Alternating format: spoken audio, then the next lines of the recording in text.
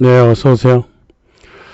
자기가 뭐 좋아하는 나라를 좋아하는 건 누가 뭐라 그러겠습니까?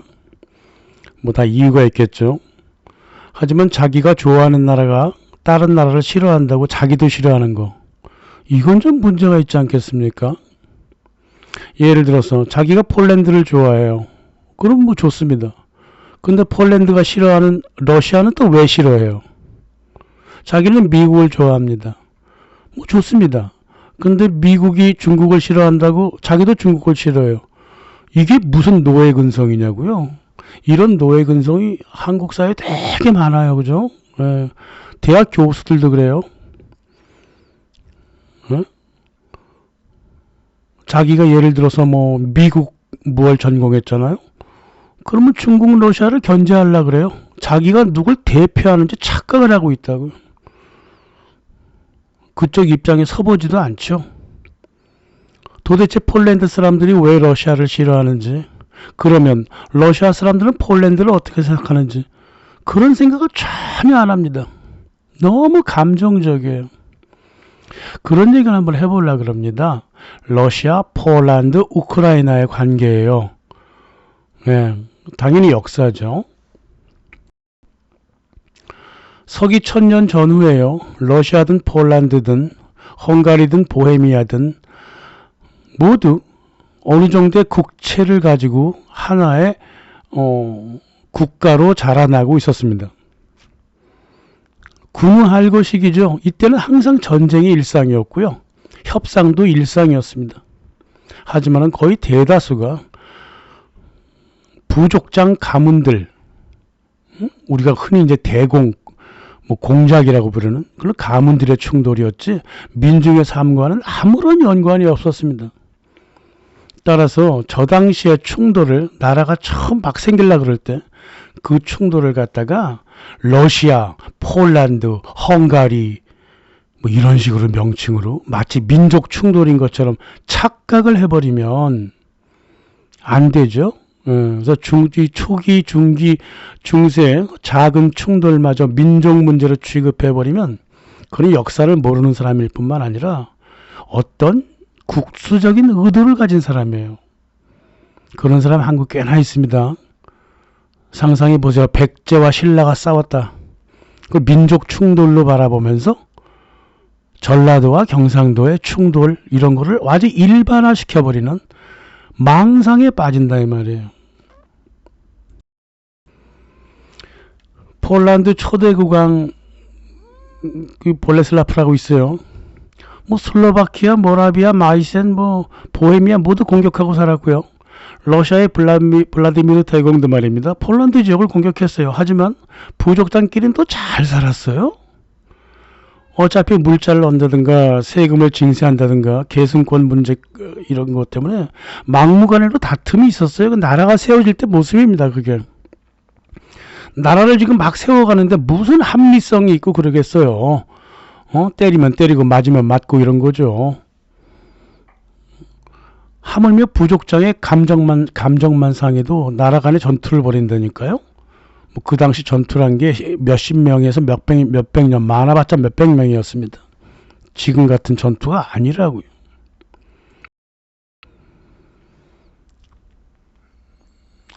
그래서 예를 들면 뭐 폴란드 국왕의 사위였던 뭐 슈바토폴크라고 있는데 키예프 러시아의 그 블라디미르 대공이 죽으니까 그 계승권 차지하겠다고 대공의 아들들을 다 몰래 죽여버렸어요. 이게 이제 개인 정치적인 사안이었다고. 그래서 자기가 러시아의 통치자라고 뭐 간축되다가 물러났죠. 뭐 그랬습니다. 그렇다고 해서 러시아 뭐 여러 사람들이 민족 개념으로 충돌하고 그러지는 않았어요. 뭐 자기네 고향 쳐들어온 것도 아니고 단지 왕이 계승권 갖고 그랬으면 뭐 그건 지네들 문제다 이렇게 하겠다 그 말이죠. 이런 걸 가지고 러시아는 한마디도 뭐라고 해본 적이 없어요. 폴란드에 대해서. 뭐 그때는 폴란드라는 게 폴란드도 아니었으니까요. 그때는 러시아라는 게 러시아도 아니었거든. 그거 뭘 그렇게 서로 얼굴을 돌리고 그래요. 아무튼 간에 나라가 막 세워질 때는요, 막무가내 짓을 하게 돼 있어요. 뜬금없이 한 나라를 공격하고 점령하고 왕세자 죽이고 뭐 그런 짓을 한다고요. 근데 그런 짓을 갖다가 1500년이 지나서 트럼프하고 네타냐후가 계속 하고 있어요. 이 두 중세 부족장이라고요, 이거. 이 두 중세 부족장이 하고 있는 저 막무가내 짓거리를 우리가 또 가만 냅두고 있거든요. 우리가 과연 근대인이 맞습니까? 중세와 근대의 차이가 뭡니까? 우리의 인식에 있어 갖고 없어요. 저런 생 깡패들을 중세 부족장도 하지 않던 짓을 계속 하고 있잖아요. 보통 부족장도. 저 두 중세 부족장을 가만 냅두면 우리는 근대인이 아닙니다. 막무가내잖아요.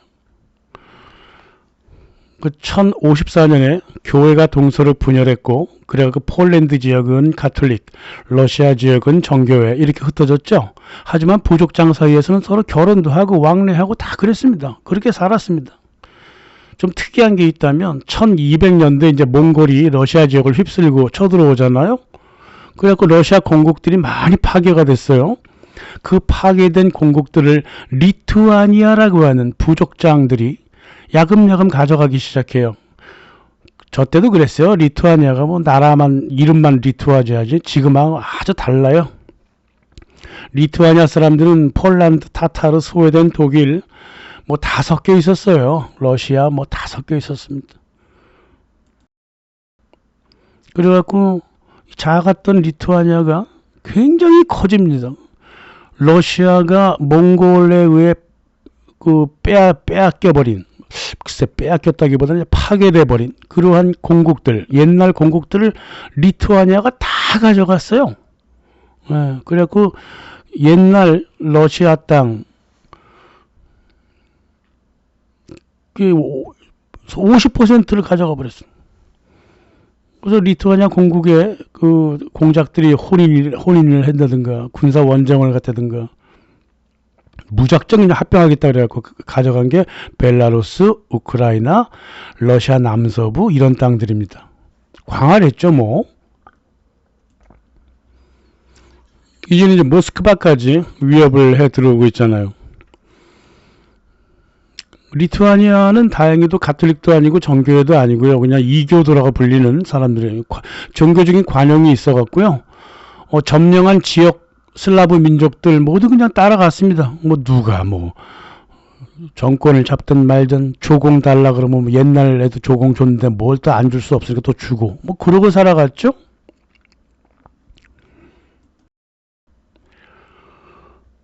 리투아니아 대공들이 러시아 공국의 절반을 가져갔으니까요. 모스크바 대공들이 게다가 자기들도 위협을 느끼고 있으니까 굉장히 견제하려고 그랬죠. 폴란드가 종교가 다르다면서 자기네랑 또 안 뭉치겠대. 그러더니 폴란드가 차라리 리투아니아를 가톨릭으로 개종시켜갖고 같이 연합체를 만들겠다 그래갖고 1385년 폴란드 리투아니아 연합체를 만들었어요. 가톨릭 연합체를 만들었다고. 한 100년간 리투아니아는 가톨릭이 뭔지도 모르고 어리버리했습니다만 라틴 로만 가톨릭 교회는 그래 가톨릭 커졌어 잘 됐네 그러면서 러시아 공격하라고 계속 유도했고요. 그러니까 러시아는 어떤 꼴을 당하냐면 북쪽으로는 튜튼 기사단, 독일 기사단하고 스웨덴 우리 쳐내려오고 서쪽으로는 폴란드, 리투아니아가 쳐들어오는 그런 위험에 계속 시달렸다 그 말이에요. 그러니까 1400년대 내내 폴란드, 리투아니아 연합은 뭐 자기네 영토 유지 확장 뭐 이런 것도 중요했겠지만은 십자군 전쟁 개념을 계속 갖고 있었어요. 그런 분위기를 계속 일으켜 왔기 때문에 게다가 북쪽에서도 마찬가지였고 그러니까 러시아가 바라봤을 때는 우리 정교회를 붕괴시키려는구나 이렇게 판단할 수밖에 없는 거죠. 모스크바 러시아는요 정교회 지역이었던 옛 고트로 회복하면 모스크바 정교회도 함께 지킬 수 있다 이렇게 믿을 수밖에 없죠. 당시에 종교가 붕괴하면 영토가 붕괴하고 나라가 붕괴합니다. 국가가 붕괴하고 영토가 붕괴해도 종교만 살아있으면 상관없어요. 하지만 종교가 붕괴하면 다 무너지는 거라고 봤기 때문에 그때가 그 중세 시절의 모습이라고요. 그래서 이 서방 역사가 러시아 역사를 끝없이 왜곡을 하고 있는데 거의 다 그래요. 다. 예외가 없을 정도로 하고 있는데 이 사람들이 당시를 뭐라고 얘기하자고 있냐면 모스크바 대공들이 고토 회복과 정교의 방어 전쟁을 어떻게 왜곡을 했냐면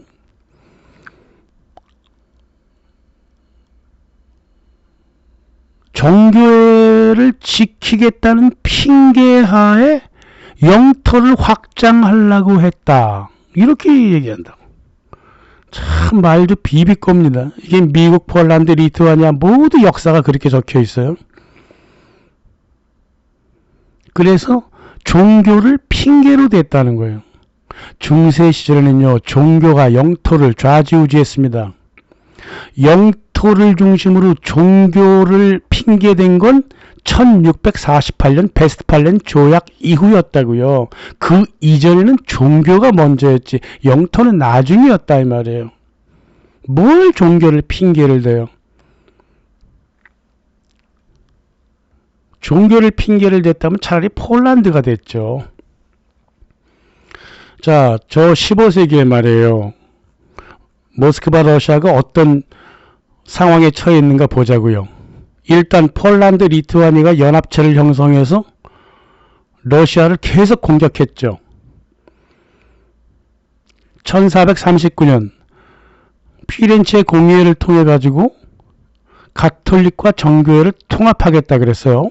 근데 그 통합의 주체가 누구냐? 로만 가톨릭으로 통합하겠다 그랬다. 얼마나 위험합니까? 게다가 1453년 남쪽의 마지막 보루였던 비잔틴 정교회가 몰락해버립니다. 비잔틴 제국이 무너져버렸잖아요. 얼마나 위협을 받았겠냐고요. 또 더욱이 비잔틴 제국을 멸망시킨 오스만 터키가 흑해를 건너 크림반도로 북상하고 있었다고. 남쪽도 큰 문제가 생기는 거예요.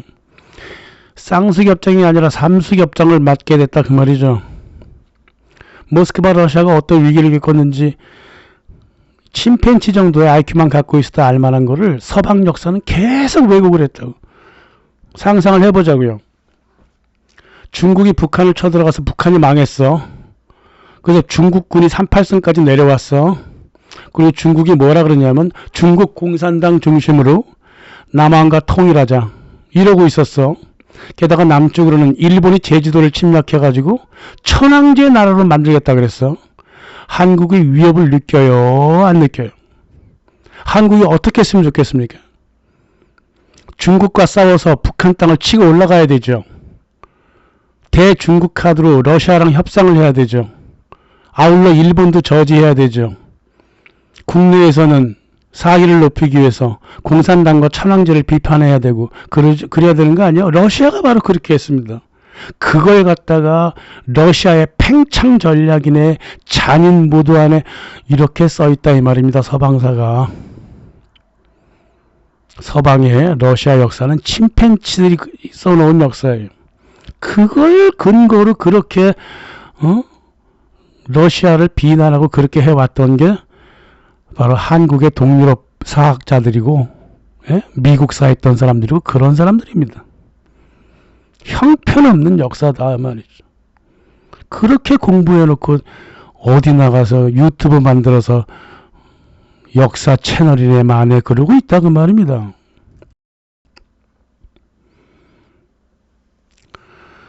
(15세기가) 돼서요. 실제 리투아니아 그 정교회 신자들이 로마 가톨릭으로 개종하도록 강요받고 있었습니다. 이제 리투아니아도 가톨릭으로 변해버렸잖아요. 그런 지가 이제 150년이 지나가요. 100년이 지나갑니다. 실제로 리투아니아가 점령했던 옛날 러시아 지역에 많은 정교회 제후들이 러시아 이반 3세한테 제발 도와달라 그랬습니다. 우리의 종교를 무너뜨리려고 그런다. 진짜 그랬다고요. 그 모스크바 러시아는 어떻게 했으면 좋겠어요? 리투아니아와 전쟁을 치를 수밖에 없어요. 러시아 고토를 점령한 나라가 폴란드가 아니라 리투아니아였고, 리투아니아가 계속 러시아 땅을 야금야금 먹어 들어왔고, 그러니까 러시아는 리투아니아를 칠 수밖에 없고, 리투아니아는 또 오히려 더 리투아니아가 러시아를 더 많이 공격했습니다. 이게 지금 러시아 우크라이나 전쟁과 똑같은 환경이에요. 환경이 똑같습니다. 그리고 리투아니아가 계속 졌죠. 지다 1569년 폴란드한테 우리 연합체가 아니라 아예 우리나라 가져가 버려야 되고 합병시켜버렸죠.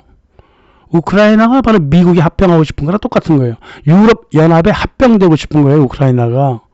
그런 거는 똑같아요. 세상 항상 역사는 반복됩니다. 그래서 리투아니아는 폴란드를 중심으로 한 폴란드 리투아니아 연방이라고 하는 독특한 공화국 체제, 귀족 공화국 체제를 1549년에 형성해서 러시아에 대항합니다. 대항이 아니지, 공격합니다. 예.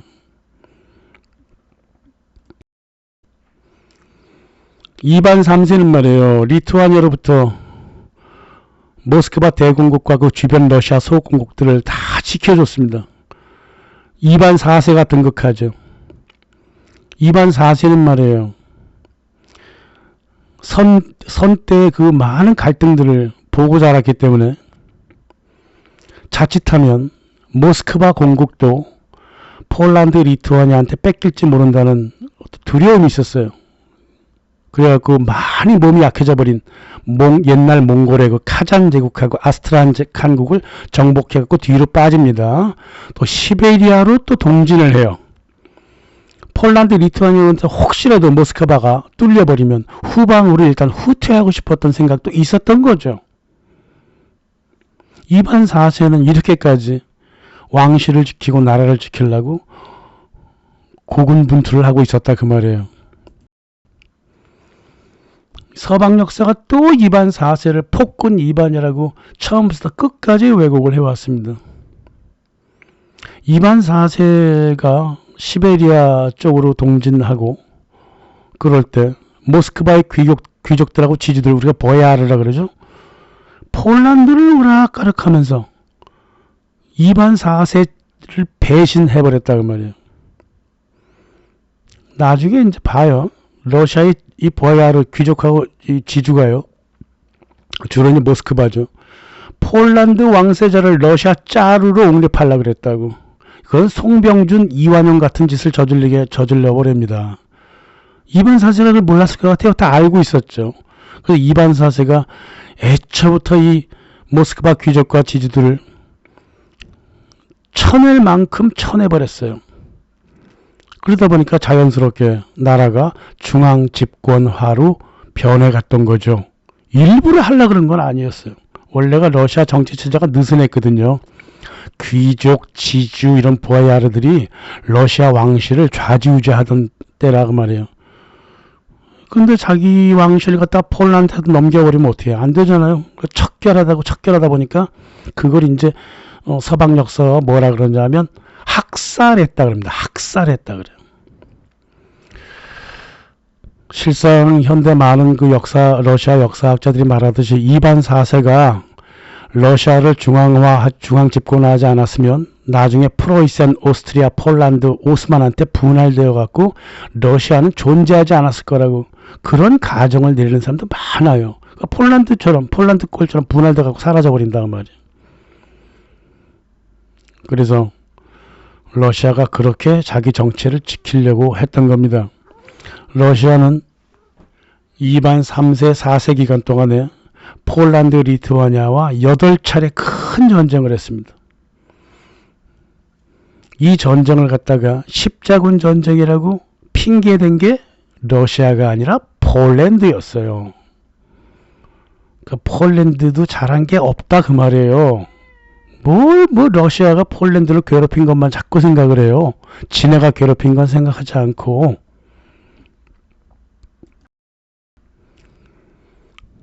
이반 4세가 죽죠. 누가 짜르가 될 것인가. 이제 그 계승권 문제로 폴란드가 또 쳐들어와요. 그래 놓고 무슨 말이 많습니까 그렇게. 이 폴란드 국왕은 말이에요. 모스크바에 와서 뭐라 그랬냐면 폴란드 리투아니아처럼 러시아와 폴란드 연방을 만들자 그랬다고. 폴란드 리투아니아 한번 해보니까 리투아니아 땅 다 자기가 가져가고 폴란드가 우두머리 돼가지고 좌지우지 해버렸다고. 러시아도 그렇게 만들겠다는 거예요. 이반 4세가 걱정한 거 그대로 실행했습니다. 폴란드 국왕이. 이 왕위를 계승하겠다고 스웨덴을 등에 업은 놈, 리투아니아를 등에 업은 놈, 러시아 자체, 폴란드를 등에 업은 놈, 총 18명의 사기꾼이 자기가 짜리의 혈통이라고 막 나섰다가 서로 막 쥐어패고 싸우다가 6명이나 죽었어요. 각자가 계승권을 주장했다. 서로 살해했다고. 이렇게 혼란 시기였어요. 어떤 사람은 이 시기가 러시아 최고의 혼란 시기라고 그러잖아요. 이반 4세가 죽고 나서. 아무튼 폴란드 왕은 러시아의 계승을 지네가 하겠다고 어떻든 간에 노력을 하려고 했다. 날로 먹으려고 그랬죠. 뭐 러시아를. 게다가 스웨덴도 쳐들어왔어. 딱 꼴을 보니까 저 러시아 그냥 금방 먹을 수 있겠다. 그러니까 노보그로드까지 쳐들어와서 모스크바 주변까지 가까이 왔다고요. 모스크바 귀족과 지주들 보야르는 어떻게 생각하셨나? 폴란드 사람을 자르로 옹립하려고 그랬습니다. 그 모스크바가 내분에 휩싸이게 되죠. 어려웠던 시기예요. 러시아. 1610년 8월 27일 폴란드 국왕 아들 무아디스와프 4세가 말이에요. 모스크바 인근에서 자기가 자르라고 즉위식을 거행했어. 이런 일이 벌어져 버렸습니다. 이거 누구의 그 허락을 받았냐면 모스크바 보야르들의 지지를 받았다고요. 이럴 줄 알았어요. 이반 4세를 그렇게 배신했던 사람들 아니에요. 결국은 폴란드 사람을 데리고 와서 러시아 자르로 옹립을 하려고 그랬다고. 대신 두 가지의 조건을 내걸었어. 당신 정교회를 개정해야 되고, 내정은 우리가 맡겠다. 당신은 꼭두각시다. 이래갖고 러시아 귀족들이 마치 그 폴란드처럼 귀족 과두민주주의를 세우려고 그랬다. 나라를 뭐 폴란드가 가져가든 말든 간에 종교 문제하고 정치 문제만 우리가 알아서 하겠다 이거였죠. 폴란드 국왕이 가만히 있나요? 내가 기껏 왕세자 보내줬더니 정교회로 개정하라고? 절대 안 돼. 거꾸로 러시아 전 국민은 가톨릭으로 개정해야 돼. 그리고 아니야 너 우리 아들놈 가지 말고 내가 가서 왕할게. 내가 가서 자르야 할게. 그랬다고. 그래서 결국은 폴란드 자르를 옹이한다고 해놓고 폴란드 군대가 모스크바로 쳐들어오게 됩니다. 수없이 많은 모스크바 시민들이 죽고 집들이 불탔습니다. 폴란드 사람들은 아직도 자기네가 1610년 9월 20일과 21일 모스크바 함락한 거를 아직도 기념을 하고 있어요. 뭘 잘난 거에 있다고, 그죠?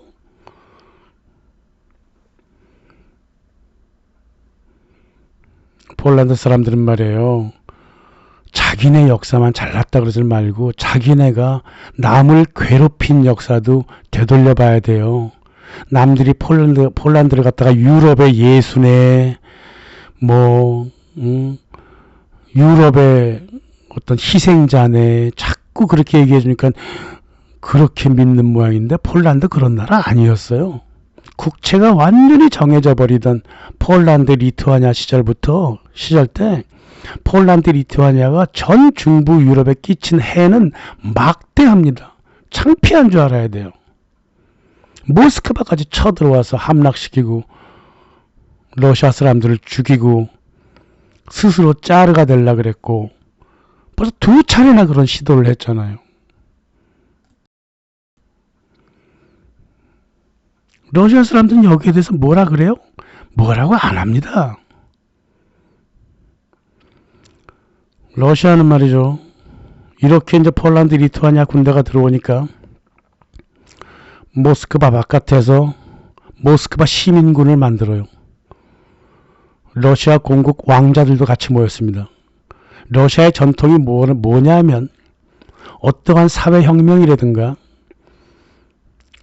시민 수비대, 시민군을 형성할 때 항상 왕자들과 평민들이 함께 들고 일어나요. 그게 전통이에요. 그러니까 왕실과 국민 사이가 굉장히 가까워요. 푸틴과 국민 사이가 가까운 것도 바로 그런 이유다 그 말이죠. 그래서 왕자와 시민이 합세하는 전통은 거의 러시아밖에 없어요. 이게 풀뿌리 사회변혁의 전통을 러시아가 가지고 있다고요. 이 시민군들이 폴란드군의 보급로를 끊어버렸습니다. 그리고 1611년 5월 달에 이 시민군들이 모스크바를 해방해버리고 폴란드 리투아니아 군대를 크렘린 안으로 가둬버립니다. 두 군데 가뒀어요. 크렘린 안 그리고 키타이고로드라고 하는 성벽 뒤로 가뒀습니다. 모스크바에 가시면요, 키타이고로드 지하철역도 있고 가보시면 도대체 이 성이 이 안에 왜 있나 싶을 정도로 좀 그런데 크고도 그런데 옛날 중국하고 교역할 때 하던 교역장이었어요. 그 시절 그 뭡니까 실크로드 시절. 키타이는 이제 중국을 얘기하잖아요. 러시아어로 중국이 키타이예요. 캐시패시픽도 이제 중국 태평양이다 그런 소리죠. 알아봤자 쓸데없는 소리고. 아무튼 키타이고르드 안에 뭐라면 그 보급로를 차단해 버렸으니까요. 그죠? 그 포위된 폴란드 군인들이요, 도망치거나 혹독한 치유에 질병 걸려 죽거나 굶어 죽거나 그랬습니다. 그리고 1612년에 전투 벌여갖고 1500명이 또 죽어버렸어. 키타이고르드 안에 이 크렘린 안에 들어가서 먹을 게 없으니까 서로 죽였습니다. 서로 죽여서 인육을 먹었다고. 예. 시민군들이 나중에 얘네들이 항복해서 들어가 보니까 장독에다가 사람의 살을 소금에 절여서 넣어놨다 그 말이에요. 인육을 먹었어요. 그렇게까지 폴란드 군인들이 고통을 받았다고요. 항복했죠 결국은. 1612년 11월 7일 크렘린에 주둔하던 마지막 폴란드 군대가 항복을 하고 그랬습니다. 시민군 대장 누구더라? 이거 왕자님이 그랬어요. 항복하면 다 살려줄 테니까 빨리 항복하라 그랬습니다. 항복했어요. 근데 왕자님 말씀을 듣지 않고 우크라이나 코사크 군대가 폴란드 군인들을 거의 살해해버렸습니다. 그냥 죽여버렸어요. 모스크바를 침략한 대가였죠. 대가를 톡톡하게 받았습니다.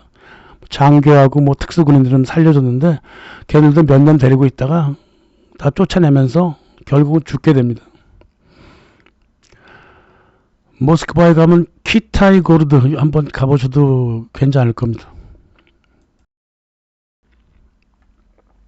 1613년 귀족과 성직자의회 그리고 상인연합의회, 도시의회와 미르라고 하는 농촌의회가 700명이 모여서 미하일 로마노프를 새로운 짜르로 선출했습니다. 이게 로마노프 왕조의 첫 짜르였고 로마노프 왕조가 첫 시작이었어요. 로마노프 왕조는 민중들이 선출한 왕이라는 사실, 짜르라는 사실이 러시아에서는 매우 자랑스러운 거고 러시아의 민주주의가 언제부터 시작됐는가도 부각됐는가도 우리가 판단해 볼 수가 있습니다.